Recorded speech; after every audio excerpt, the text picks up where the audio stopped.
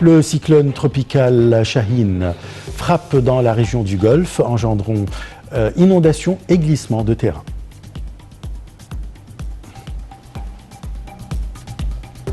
Les informations en détail. Le président Abdel Fattah el-Sisi a enjoint d'effectuer des études minutieuses sur les projets de dessalement de l'eau de mer en intégration avec le système adopté actuellement par l'État pour l'utilisation et la gestion des ressources en eau disponibles visant à atteindre l'utilisation maximale possible.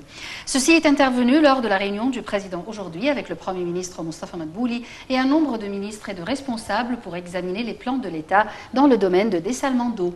Selon le porte-parole de la présidence, l'ambassadeur Bassam Radi, la réunion a porté sur la mise en place et la distribution des centrales de dessalement de l'eau de mer à grande capacité de production au niveau de la République dans le cadre d'un plan stratégique jusqu'en 2050 en coordination avec toutes les autorités concernées du pays et en partenariat avec les expertises mondiales.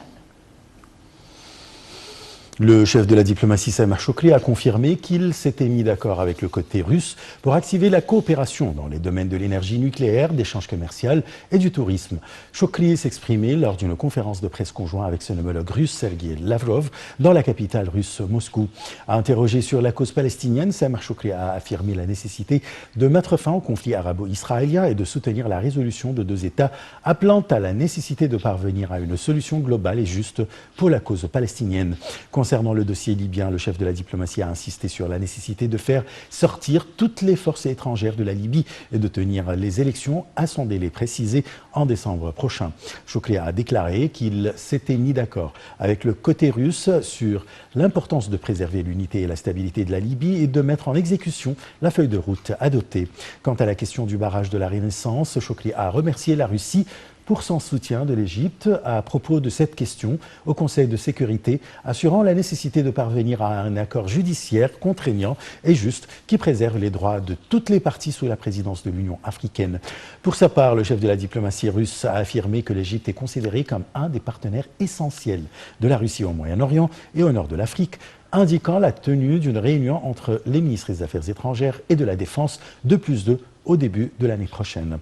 Lavrov a ajouté qu'il y a une expansion dans la coopération russo-égyptienne dans les domaines politiques, commerciaux, économiques, culturels, avec davantage d'investissements avec en priorité la station de l'énergie nucléaire à Eddaba. Au cours de sa visite à Moscou, Shoukry a remis un message écrit du président Abdel Fattah el-Sisi au président Vladimir Poutine. Il est prévu que le chef de la diplomatie égyptienne rencontre le secrétaire du Conseil de sécurité de Russie, Nikolai Patrouchev, en vue de discuter des dossiers de la coopération conjointe et de la coordination entre les deux pays au cours de la prochaine période. Et sur le plan économique, les indices de la Bourse du Caire étaient mitigés à la clôture de la séance d'aujourd'hui.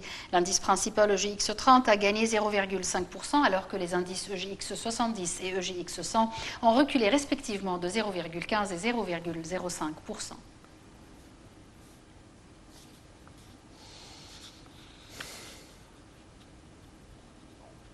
La ministre de la Santé, Hala Zaïd, a salué les États-Unis pour le don de 8 millions de doses de vaccins anti-Covid Pfizer à l'Égypte, exprimant la grande appréciation pour la solidarité et le soutien américain.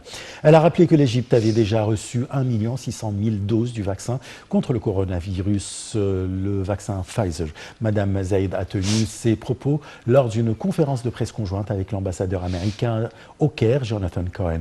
La ministre a affirmé que les taux de contamination étaient stables depuis 10 jours. Elle a rejeté l'éventualité de tout report de l'entrée scolaire, affirmant la poursuite de la vaccination de tous les travailleurs et les étudiants dans les différentes universités à travers la République avant la rentrée.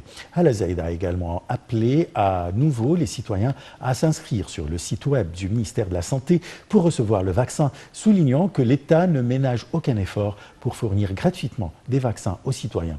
De son côté, l'ambassadeur américain a déclaré que les États-Unis avaient fourni plus de 60 millions de doses de vaccins aux différents pays à travers le monde dans le cadre de l'initiative internationale COVAX.